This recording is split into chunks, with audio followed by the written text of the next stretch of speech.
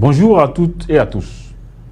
Heureux de vous retrouver cette semaine pour une nouvelle vidéo d'éducation financière consacrée au SICAV et FCP, deux acronymes dont la principale différence est d'ordre juridique, mais qui, dans leur fonctionnement, restent les mêmes. Je suis Ibrahima Khalil Keita, spécialiste des marchés financiers et fondateur de Capital Innov Group SA, une société d'intermédiation financière qui vous permet de fructifier votre épargne locale en les rentabilisant dans la sécurité. Comme annoncé au début, nous allons décrypter ensemble que signifient SICAV et FCP, comment fonctionnent-ils, quelles différences existent entre les deux, comment y investir, comment y sortir et à quel prix. Pour commencer, une SICAV ou société d'investissement à capital variable est une société anonyme qui émet des actions. Il dispose d'une personnalité morale distincte, ayant pour seul objet de gérer un portefeuille de titres pour le compte de ses actionnaires. Ceux-ci peuvent souscrire ou vendre des actions de SICAV chaque jour en fonction de la valeur liquidative du fonds. Par contre, le FCP ou Fonds commun de placement est une copropriété de valeurs mobilières qui émet des parts.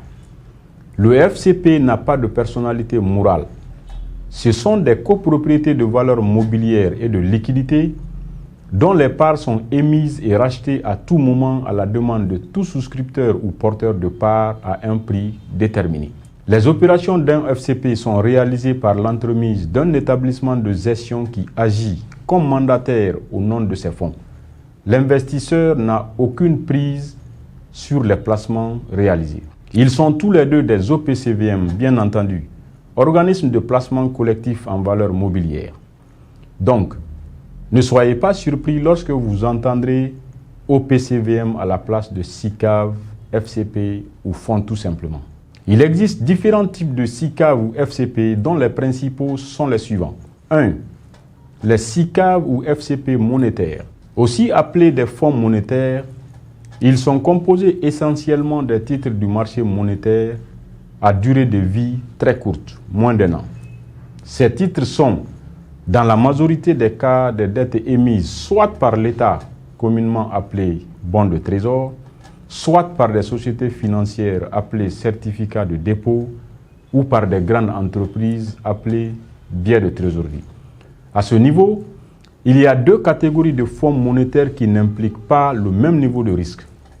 Il y a des fonds monétaires réguliers qui sont composés de titres dont la durée de vie n'excède pas 3 mois. Ils sont peu risqués.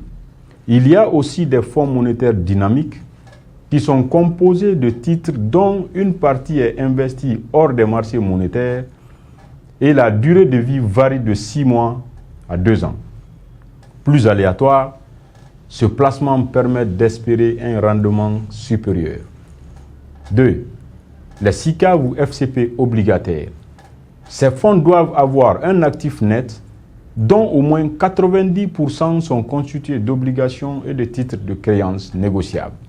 Leur exposition au risque action ne peut pas dépasser 10% de leur actif net. 3. Les SICAV ou FCP actions. Ces types de fonds ont l'obligation d'être investis en permanence à hauteur de 60% au moins sur le marché des actions. 4. Les SICAV ou FCP diversifiés. Les SICAV ou FCP diversifiés sont libres d'acquérir des actions, des obligations et des titres du marché monétaire pour peu qu'ils respectent les plafonds de placement sur une même valeur ou sur un même émetteur tel que prévu par les règles prudentielles qui leur sont applicables. Nous sommes arrivés au terme de ce module. Merci de nous avoir suivis et à bientôt pour la deuxième partie de ce numéro consacré au SICAV et FCP. N'oubliez pas de visiter nos canaux de communication pour plus d'informations.